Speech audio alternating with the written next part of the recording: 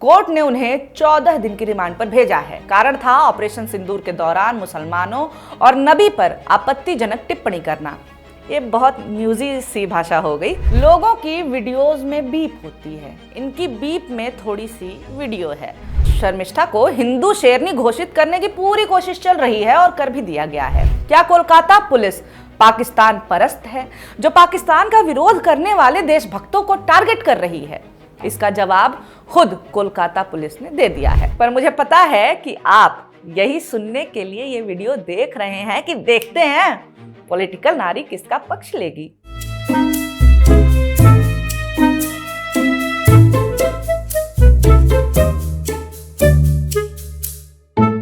नमस्कार, मेरा नाम है निवेदिता शांडिल्य और आप देख रहे हैं पॉलिटिक्स।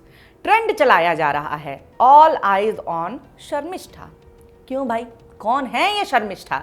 चलिए पहले इन्फ्लुएंसर शर्मिष्ठा कौन है, क्यों चर्चा में है, ये देख लेते हैं। बॉलीवुड के 3 खान पहले भी मेरे को भड़कते थे, अभी मेरे को लगता है। आई एम सॉरी अगर किसी को मैं ऑफेंड कर रही हूँ, एक्चुअली आई एम नॉट, क्योंकि इतने देशद्रोही लोग मैंने नहीं देखे भाई, और इतने हिपोक्रेट है ना, एक नंबर के पड़े सबके सब। लोगों की वीडियोस में बीप होती है, इनकी बीप में थोड़ी सी वीडियो है। शर्मिष्ठा 22 साल की हैं, इन्फ्लुएंसर हैं और लॉ की पढ़ाई कर रही हैं। पूरा मामला क्या है, चलिए जान लेते हैं संक्षेप में। इन्फ्लुएंसर शर्मिष्ठा पनोली को बंगाल पुलिस ने गिरफ्तार कर लिया। कोर्ट ने उन्हें 14 दिन की रिमांड पर भेजा है। कारण था ऑपरेशन सिंदूर के दौरान मुसलमानों और नबी पर आपत्तिजनक टिप्पणी करना। ये बहुत न्यूजी सी भाषा हो गई। साफ शब्दों में कहें तो मुसलमानों और नबी को गालियां दी। पहले तो इनके नबी थे, उनको लगते थे कि भाई 72 हूरे दिखेंगी, वर्जिन, वो भी जन्नत जाके, असलियत में जाके आए थे वो। और अब इनको मोहतरमा को लग रहा है कि हमारे कंट्री ने ऐसे ही ओपन फायर कर दिया विदाउट एनी वैलिड रीजन। दीदी आप पागल वागल हैं क्या? गालियां देते हुए वीडियो पोस्ट की, विरोध हुआ तो फिर वीडियो डिलीट कर दी। मगर तब तक इनके ऊपर केस दर्ज हो चुका था। मामला बढ़ा और शर्मिष्ठा को भी गालियां मिलने लगी। आहत लोग धमकियां देने लगे, जिसके बाद से शर्मिष्ठा ने माफी भी मांगी। शर्मिष्ठा ने लिखा कि मैं सबसे बिना शर्त माफी मांगती हूं। जो कुछ भी मैंने कहा वो मेरी निजी भावनाएं हैं। मेरा मकसद किसी को जानबूझकर ठेस पहुंचाना नहीं था। मैं भविष्य में अपनी सार्वजनिक पोस्ट को लेकर के सावधानी बरतूंगी। एक बार फिर मुझे माफ कर दें। मगर क्योंकि कोलकाता पुलिस के गार्डन रीच थाने के पास इसकी शिकायत पहुंच गई थी, इसलिए पुलिस ने एक्शन लिया।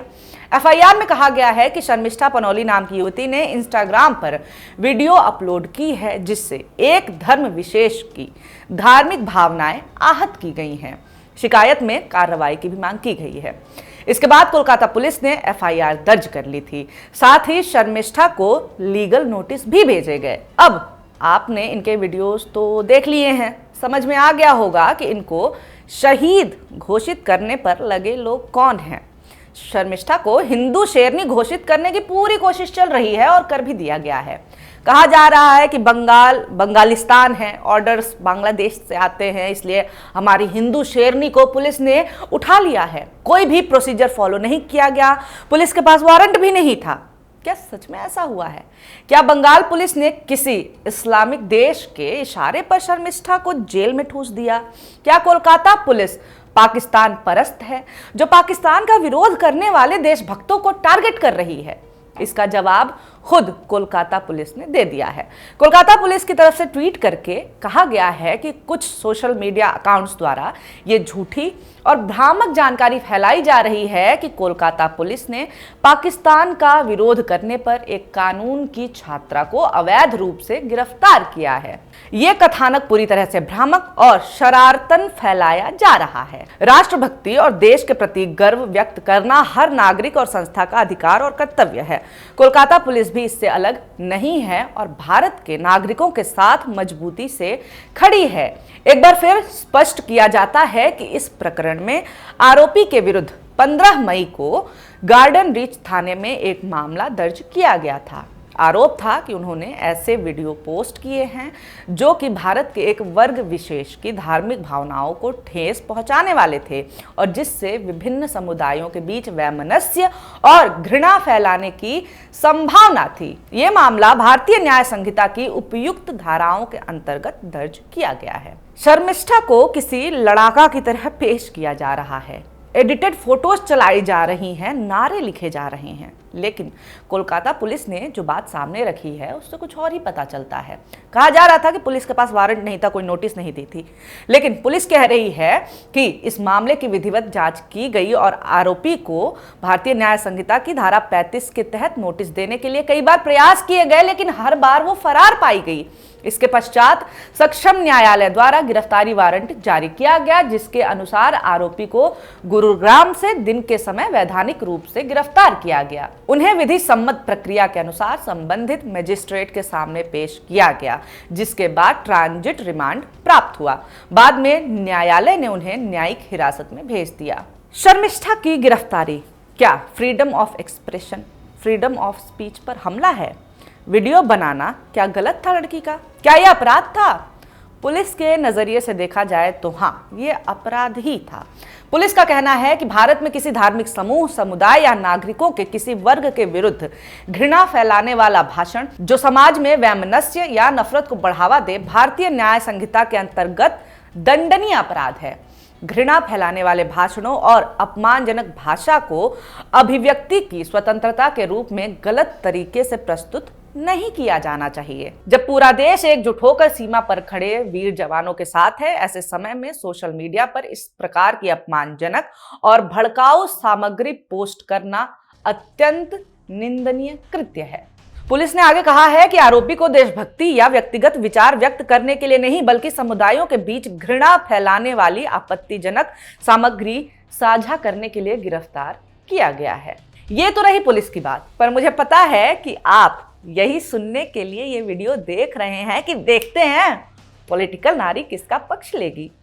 मैं शर्मिष्ठा की तरफ से बोलूंगी तो आप कहेंगे ये दक्षिणपंथी है, पुलिस की तरफ से बोलूंगी तो आप कहेंगे अब कहां गया तुम्हारा freedom of expression.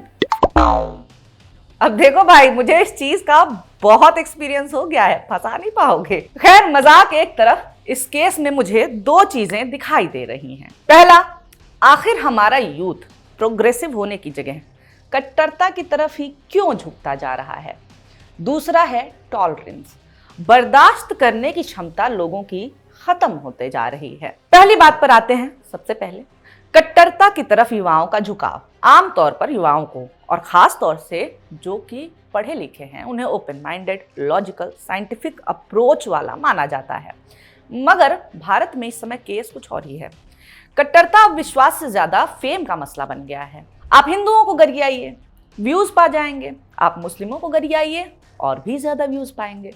Shortcut to fame, negative PR जिसे कहते हैं, या फिर कहें कि बदनाम हुए तो क्या नाम ना होगा। ऐसे बहुत सारे क्रिएटर हैं, चाहे यूट्यूब हो, इंस्टा हो या ट्विटर हो, जो ऐसे ही पैसे उठा रहे हैं।